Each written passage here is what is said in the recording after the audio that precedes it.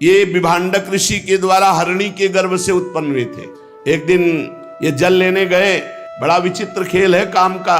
तो एक अप्सरा स्नान कर रही थी, तो उसके अंग प्रत्यंग को देखकर इनका वीरपात हो गया।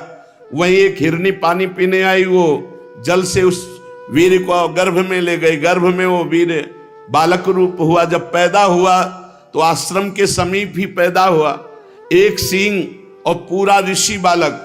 तो ध्यान के द्वारा देखा विभांडक ऋषि ने कि हमारा ही पुत्र है, तो उठा लिया और उसका पालन पोषण किया।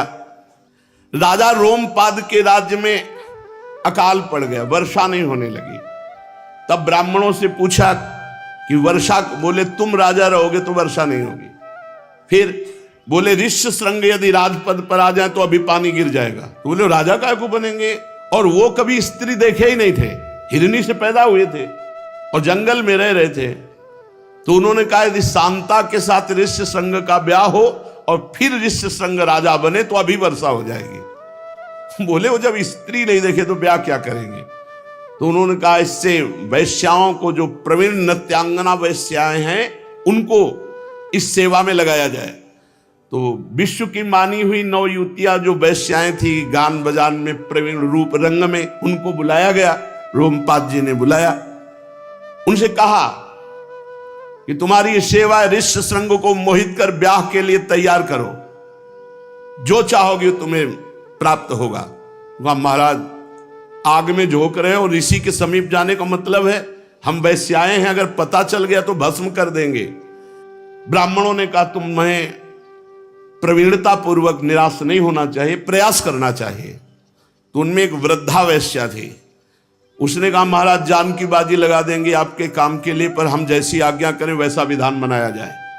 1 योजन 4 कोस की नाव बनाई जाए और उसमें सब कृत्रिम बगीचा, कुटिया ऐसे तैयार किए जाए जैसे ऋषियों के होते।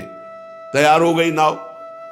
उनमें से 5-6 को छटी हुई 9 युवतियों को तैयार किया, जो देवांगना के समान सुंदर, प्रवीण और बहुत सावधान। उनमें से फिर एक, उसको गुप्तचर लगाए राजा के कि विभांडक ऋषि झोली लेकर के कंदमूल फल लेने गए। सोई उसको भेजा 9 युवती को, जाओ तुरंत। कभी स्त्री देखा नहीं महाराज श्रृंगी ऋषि ने। अब श्रृंगी ऋषि को जो सिखाया गया था कि ऋषि आवे तो खड़े होकर प्रणाम करना, जैसा जो ही वो वैश्या गई तो उनको लगा कि ये ऋषि है, आदर दिया। वैश्या ने कहा कि हम ऐसे देश के ऋषि हैं कि दूसरे का आसन, क्यों ऋषि के द्वारा दिया हुआ आसन वैश्या स्वीकार करेगी? नहीं, वो कंदमूल बोले ना, हम ऐसे व्रत में कि हम अपने हाथ का पाते हैं, सब फल फूल हमारे पास है, हम अपना आसन डाल के ऐसे बाल छू रहे हैं, वैश्या के कोमल बाल। बोले ऋषि, किस लोक के ऋषि की ऐसी जटाएं? हमारी जटाएं तो देखो कैसी है, गले लग रहे। अब उनको तो पता ही नहीं कि स्त्री शरीर है, महाभारत में वर्णन है। वैश्या ने देखा ज्यादा समय नहीं, निकाला पेय पदार्थ जो बहुत से अमृतमय फलों से बना हुआ मादक था। कहा ऋषि इसको पियो, ये हमारे देश का पेय पदार्थ है। जे पिया तो धरती घूमने लगी। अब तो बार बार प्रणाम मुद्रा में बोले नहीं, बस आलिंगन कर सकते हो। हमारे देश के ऋषियों में केवल आलिंगन होता है, गले लगना। अब श्रृंगी ऋषि गले, खुशबू आ रही थी बालों से, कपड़ों से। श्रृंगी ऋषि को लगा ऐसे ऋषियों के पास रहना चाहिए। ये सोच ही रहे थे, तले गुप्तचर ने इशारा किया, भागो विभांडक ऋषि आ रहे। उन्होंने कहा हमारी तपस्या का समय हो रहा है, हम जा रहे। और वो मुंह बगारे बैठे। श्रृंगी ऋषि, विभांडक ऋषि आए, बोले बेटा न प्रणाम कर रहे हो न नमस्ते। बोले पिताश्री धरती घूमती नजर आ रही। और पिताश्री एक ऋषि आए थे, उनकी जटाएं कितनी कोमल, अपने लोगों के क्यों नहीं, इतने सुगंधित उनके द्रव्य, इतना पेय पदार्थ। उन्होंने कहा कोई भ्रष्ट करने के लिए बेटा तुम्हारे लिए जाल रख। तुरंत जो है मंत्रों के द्वारा अभिषिक्त करके जल पिलाया, पूरा आश्रम पवित्र किया और कहा किसी को बाहरी को यहां प्रवेश मत देना। वो तो कह रहे बाहरी को प्रयोग, वो मना रहे कब कंद फूल ले जाओ। वो ऋषि एक बार आ जाए तो जिंदगी भी इस आश्रम में नहीं आएंगे। कुसंग का प्रभाव देख लो। विभांडक ऋषि का प्रभाव जन्म से लेकर अभी तक इतना नहीं पड़ा, वैश्या का एक क्षण में पड़ गया। यह है कुसंग का प्रभाव। जब अगले बार जाने लगे तो कहा बेटा कोई भी आवे, कुछ खाना पीना नहीं, मिलना नहीं। मैं तुरंत गया, फल लेके आया। वहां गुप्तचर लगे हुए थे। बोले ज्यादा समय नहीं लगेगा इस बार भी भांडक ऋषि को। बोले ज्यादा लगेगा हमको भी नहीं, श्रृंगी ऋषि को बहलाने में। नजदीक गए, गले से लगे। बोले ऋषि यहां कुछ मत करो, जहां तुम्हारा आश्रम हो हमको ले चलो, ले हमारा पिता आ जाएगा। पहले ही बस फटाफट उनको ले गए। नाव लगी हुई थी 1 योजन 4 कोस की, दिखाया वो सुंदर, वो तो राजसी सब, अरे एक से एक ऋषि, वहां तो एक से एक वैश्या, सब कोई हंस रही, कोई खेल रही, कोई गा रही, कोई नाच। श्रृंगी ऋषि को लगा कि हमारी तपस्या का फल मिल गया, ऐसे ऋषियों, और नाव चल पड़ी। और जब वहां राजा के यहां ले गए तो कहा हमारे सबसे बड़े ऋषि शांता का दर्शन कराया। चक्रवर्ती सम्राट महाराजा धीराज दशरथ की पुत्री जो रोमपाद को दी गई थी, उनके फिर धीरे धीरे समस्त कलाओं में प्रवीण किया श्रृंगी ऋषि को और ब्याह किया। और ये सब एक दिन में हुआ, एक दिन में पूरा सब। अब ये भी विभांडक ऋषि वहां आए, देखे आश्रम में हमारा पुत्र ही गायब हो गया। पहली बार तो कुछ नशा वशा करा दी, इस बार तो ले ही गए। अब वो भागे वहां से, ध्यान में देखा कि रोमपाद के राज्य में, और वहां विद्वानों ने पहले व्यवस्था कर दी थी। वो सोच रहे थे एक तरफ से विनाश करता जाऊंगा, इतनी हिम्मत कैसे। बोले गौएं किसकी? तो उनका महाराजा धीराज श्रृंगी ऋषि की, मेरे पुत्र की। गुस्सा शांत होता चला जा रहा है। जहां जहां जिस जिस विषय सबको लगा दिया, इस समय राजा श्रृंगी ऋषि, रोमपाद मत बोल देना। सब ने जब बोला तब हृदय शांत हुआ। जब गए तो वहां देखा सिंहासन में शांता के साथ। तो उनका सौभाग्य, संपन्न रहो, खुश रहो, आनंदित रहो, और आप वापस चले आए।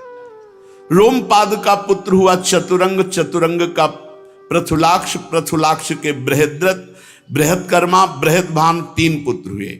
बृहद्रथ का पुत्र हुआ बृहन्मना, बृहन्मना का जयद्रथ, जयद्रथ की पत्नी का नाम था शंभूति, उसके गर्भ से विजय का जन्म हुआ, विजय का धृति, धृति का धृतव्रत, धृतव्रत का सत्कर्मा, और सत्कर्मा का पुत्र अधिरथ।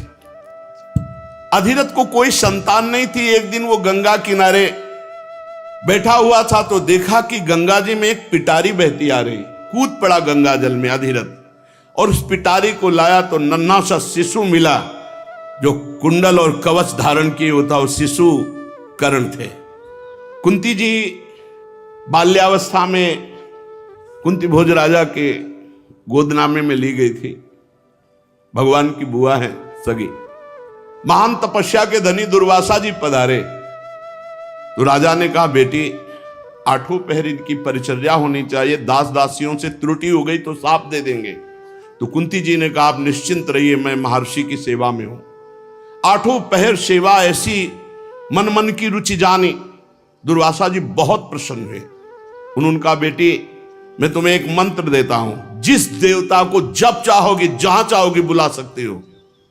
उनका यद्य प्रभु आकांक्षा नहीं, पर आप जैसा उचित समझे। तो मंत्र दिया, जिस देवता को लक्ष्य करोगे वही उपस्थित हो जाएगा। दुर्वासा जी चले गए। एक दिन महल में भ्रमण कर रही थी, अचानक दृष्टि पड़ी उदित होते हुए भगवान सूर्य पर।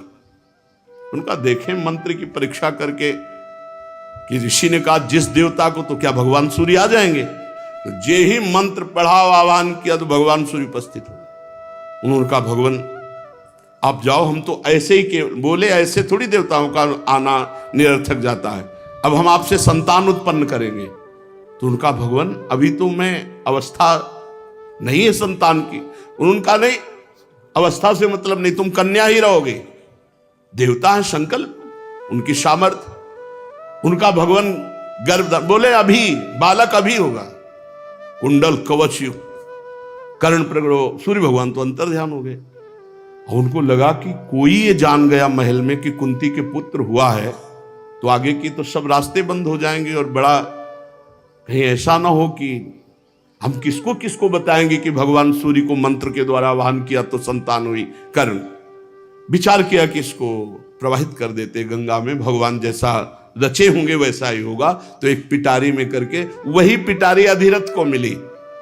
गंगा तट पर अधिरथ को पिटारी में जब नन्हा सा शिशु मिला जो बहा चला जा रहा था, वो महाबली कर्ण भगवान सूर्य के द्वारा प्रकट हुआ।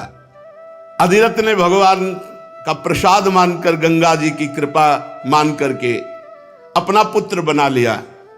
जहां जहां सभा में अर्जुन अपनी वीरता दिखाते वहां कर्ण जरूर दिखाता, पर हर जगह सूत पुत्र कह के उसको हटा दिया जाता।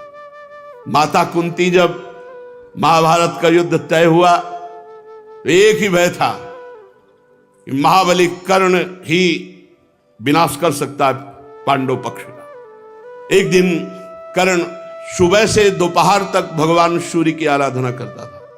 प्रातः काल ऐसे चला गंगा जी में खड़े होकर, और जैसे जैसे सूर्य घूमते हुए जब सूर्य ऐसे पीठ की तरफ आ जाते तब प्रणाम करके चल देते। और उस समय कोई जो भी मांग ले, जो कुछ कर्ण का व्रत था दे।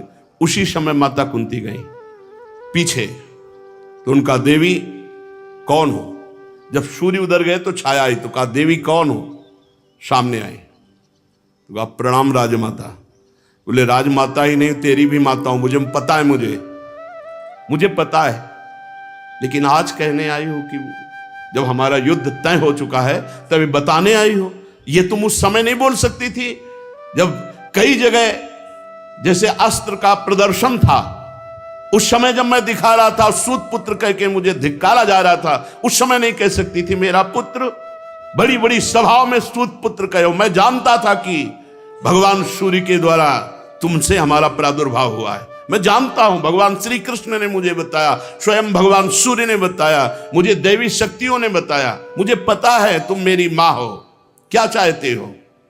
उनका यही चाहती हूं मेरे सारे पुत्र जीवित रहे। नहीं, 5 जीवित रहेंगे। आप आई हो मांगने, तो मृत्यु दशा में भीम को छोड़ूंगा, युधिष्ठिर को छोड़ूंगा, नकुल को छोड़ूंगा, सहदेव को छोड़ूंगा, अर्जुन को मारूंगा, या अर्जुन मुझे मारेगा। रहेंगे 5 पुत्र, अब 6 नहीं रहेंगे। जाओ। बोले बेटा याद रखना, बोले मां कर्ण के वचन है, मरेगा या तो अर्जुन मरेगा या तुम्हारा बेटा कर्ण मरेगा, रहेंगे 5 ही। बहुत बलवान, लेकिन अधर्म का संग करने के कारण मारा गया। जब भगवान श्री कृष्ण संधि दूत बनकर वापस जा रहे थे तो कर्ण पीछे पीछे गया और रथ में बैठ गया और कहा केशव, मैं विनय करना चाहता हूं, मैं जानता हूं आपका अवतार धर्म की स्थापना, धर्म का नाश करने के लिए हुआ है। अगर मैं युधिष्ठिर के सामने जाकर ये व्यक्त कर दूं कि मैं कुंती पुत्र कर्ण हूं तो सब खत्म हो जाएगा, अभी कोई युद्ध नहीं। पर मैं जानता हूं तुम्हारा अवतार हुआ है अधर्मियों का नाश करने के लिए, इसलिए प्रभु मैं आपका विरोध करता हूं, आपकी बात का विरोध करता हूं, पर मुझे पता है। इसलिए कर्ण आखिरी प्रणाम करता है। अब युद्ध क्षेत्र में अर्जुन का पक्ष आप लोगे, सारथी बनोगे तो उठा नहीं रखूंगा, अवसर मिलेगा तो आपको भी मारूंगा और आपके रथी को भी मारूंगा। और उतर करके चल दिया। बड़ा मंगल में भगवान का स्वरूप कर्ण के हृदय में, बड़ा भारी दानी, बड़ा धर्मात्मा पुरुष था। राजा कर्ण का पुत्र हुआ वृषसेन। ययाति के पुत्र द्रुह से बभ्रू का जन्म हुआ, बभ्रू का सेतु, सेतु का आरब्धक, आरब्धक का गांधार। इस तरह करंधम, करंधम का मरुत, मरुत संतानहीन था, इसलिए उसे पुरवंशी दुष्यंत को अपना पुत्र बनाकर रखा। परंतु दुष्यंत राज की कामना से अपने ही वंश में लौट गए। परीक्षित अब मैं महाराजा धीराज ययाति के बड़े पुत्र परम पावन यदु के वंश का वर्णन करता हूं। महाराज यदु वंश का परम पवित्र, जो इस वंशावली को सुनेगा उसके सारे पाप नष्ट हो जाएंगे और भगवान श्री कृष्ण की भक्ति प्राप्त होगी, क्योंकि इसी वंश में भगवान का प्रादुर्भाव होता है। जो मनुष्य इसका श्रवण करेगा वो परम धाम का अधिकारी होगा। इस वंश में स्वयं परब्रह्म परमात्मा भगवान श्री कृष्ण मनुष्य के रूप में अवतीर्ण हुए। यदु के 4 पुत्र थे, सहस्त्रजित, कुरुष्टा, नल और रिपु। सहस्त्रजित से सत्यजित का जन्म हुआ। सत्यजित के 3 पुत्र हुए, महा है, वेणु है, है का धर्म, धर्म के नेत्र, नेत्र का कुंती, कुंती का सोहंज, सोहंज का महिष्मान, महिष्मान का भद्रसेन। भद्रसेन के 2 पुत्र हुए, दुर्मद, धनक। धनक के 4 पुत्र हुए, कृतवीर, कृताग्नि, कृतवर्मा, कृतौजा। कृतवीर का पुत्र अर्जुन था। इसी अर्जुन ने भगवान दत्तात्रेय की आराधना करके 1000 भुजाएं और 88,000 वर्ष तक जवान रह करके राज्य का शासन, ये 7 द्वीपों का एक क्षत्र सम्राट हुआ शास्त्राबाहु अर्जुन। भगवान के अंशावतार श्री दत्तात्रेय जी से योग विद्या, अणिमा, लघिमा इन सिद्धियों को प्राप्त किए था। इसमें संदेह नहीं कि शास्त्राबाहु अर्जुन यज्ञ, दान, तपस्या, योग, शास्त्र ज्ञान, पराक्रम में अद्वितीय था, शास्त्र ज्ञान में भी। लेकिन बुद्धि भ्रष्ट हो जाती है, जब अभिमान आ जाता है तो बुद्धि भ्रष्ट हो जाती है। 85,000 वर्ष तक 6 इंद्रियों के द्वारा विषय भोगते हुए कभी थका नहीं, ना उसके शरीर को कभी कोई रोग हुआ, ना कभी इंद्रियां शिथिल हुई। और उसके धन के नाश की बात जाने दो, अगर किसी का धन खो गया और याद कर ले शास्त्राबाहु अर्जुन तो धन मिल जाए, ऐसी सिद्धि थी उसमें, ऐसा प्रभाव कि खोया हुआ धन उसका स्मरण करने से मिल जाए। हजारों पुत्र पैदा किए, लेकिन सब परशुराम भगवान की क्रोधाग्नि में सब भस्म हो गए। जब जमदग्नि जी का अपराध किया तो भगवान दत्तात्रेय जी ने दिया था और परशुराम जी से आकर सब ले लिया, काट काट करके भुजाएं उसको मार करके उसके वंश को विनाश। और जब उनके पुत्रों ने जमदग्नि जी का गला उतार लिया तो 21 बार पृथ्वी को इन राक्षसी स्वभाव वाले क्षत्रियों से विहीन किया। भगवान परशुराम जी से बचे हुए जो गुप्त रूप से रखे गए थे क्षत्रिय, जयध्वज, शूरसेन, वृषभ, मधु, उर्जित 5। जयध्वज के पुत्र का नाम था तालजंग।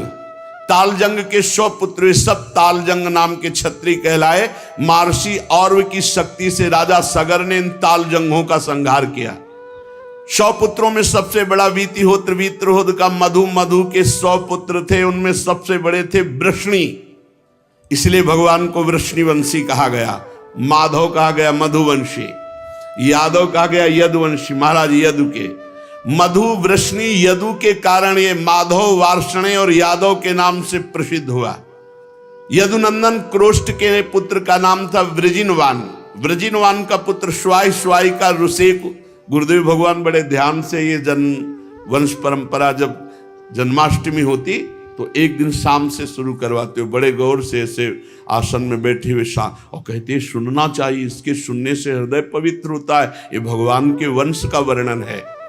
वृजिनवान का पुत्र श्वाई, श्वाई का ऋषेक, ऋषेक का चित्ररथ, चित्ररथ के पुत्र का नाम था शशबिंदु। ये परम योगी, महान, भोगेश्वर संपन्न, अत्यंत पराक्रमी, 14 रत्नों का स्वामी, हाथी, घोड़ा, रथ, स्त्री, बाण, खजाना, माला, वस्त्र, वृक्ष, शक्ति, पास, मणि, छत्र, विमान, ये 14 रत्न। शशबिंदु बहुत बड़े पराक्रमी राजा हुए। जानते उनके लड़का कितने थे? 100 करोड़।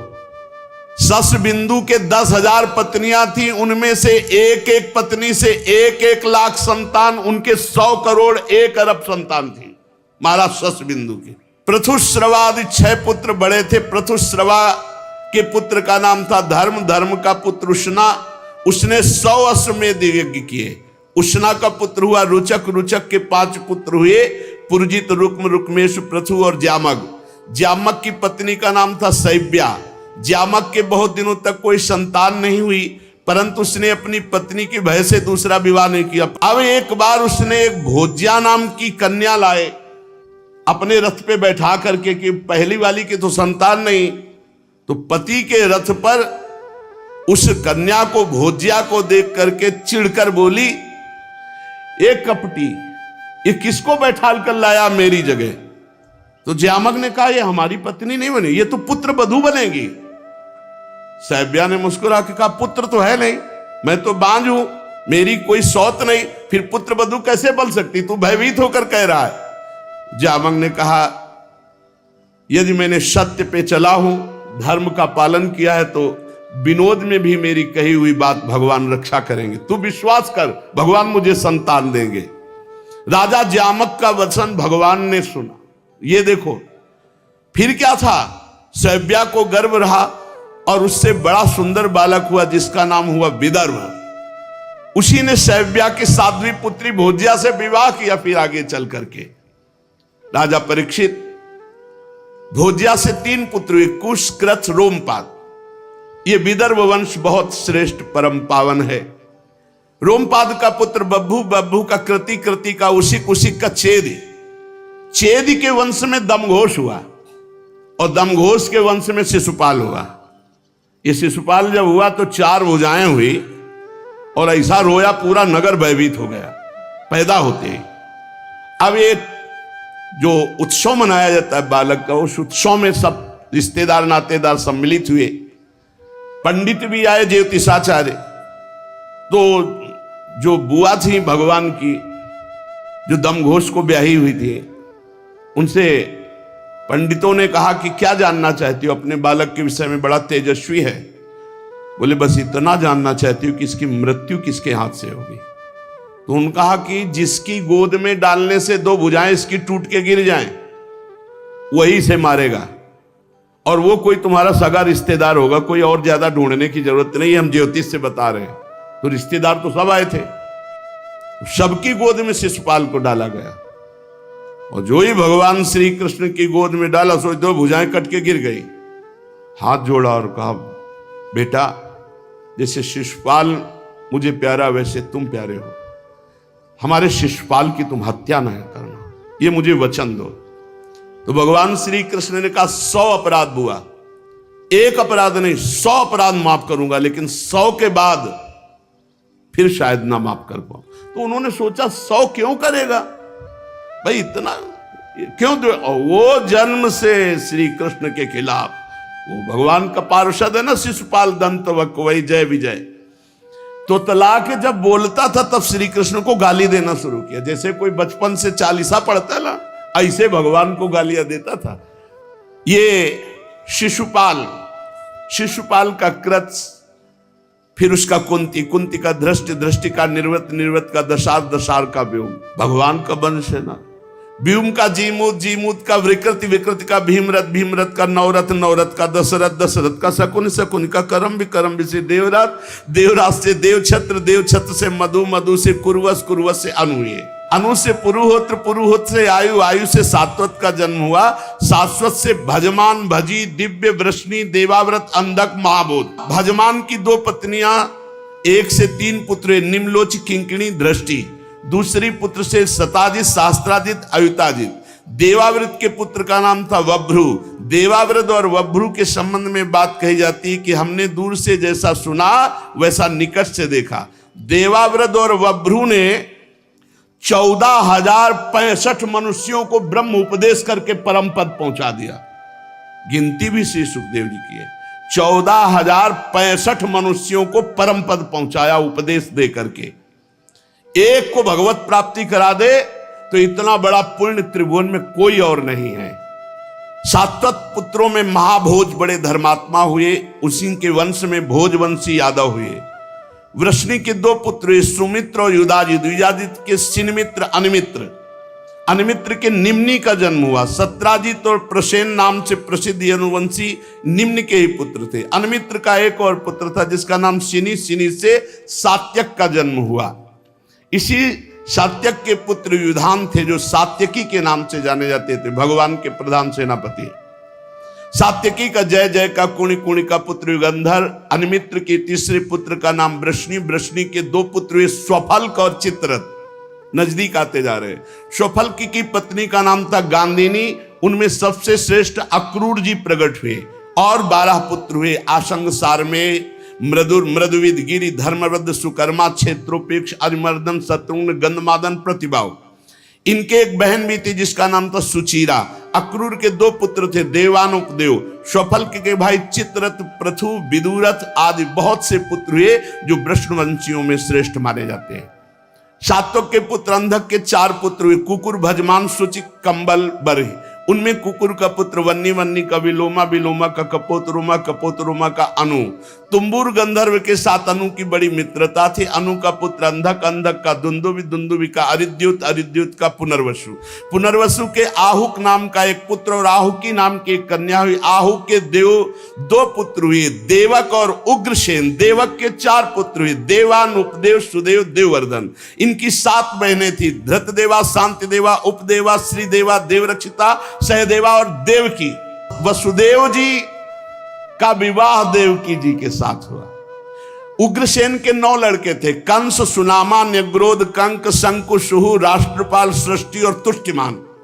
उग्रसेन के 5 कन्या थी, कंसा, कंसवती, कंका, स्वरभु और राष्ट्रपालिका। इनका विवाह देवभागादि वसुदेव जी के छोटे भाइयों से हुआ। चित्ररथ के पुत्र विदुरथ से, सूर, सूर से भजमान, भजमान से सिनी, सिनी से स्वयंभूत, स्वयंभूत से हरदीक। हरदीक के 3 पुत्र हुए, देव, वाउशत, धनवा, कृतवर्मा। देवमुइड के पुत्र सूर्य की पत्नी का नाम मारिशा था, उसी के गर्भ से 10 निष्पाप पुत्र उत्पन्न हुए। वसुदेव, देवभाग, देवस्त्रवा, आनक, संजय, श्यामक, कंक, समीक, वत्सक, वृक, ये सब बड़े महात्मा थे। वसुदेव जी का जे भी जन्म हुआ तो देवताओं के नगारे अपने आप बज गए, देवता लोग पुष्प वर्षा किए, इसीलिए वसुदेव जी का एक नाम आनक दुंदुभी है। यही वसुदेव जी भगवान श्री कृष्ण के पिता का सौभाग्य प्राप्त किया और देवकी जी माता का सौभाग्य प्राप्त किया। शेष चर्चा आगे। श्री राधा वल्लभ लाल की जय।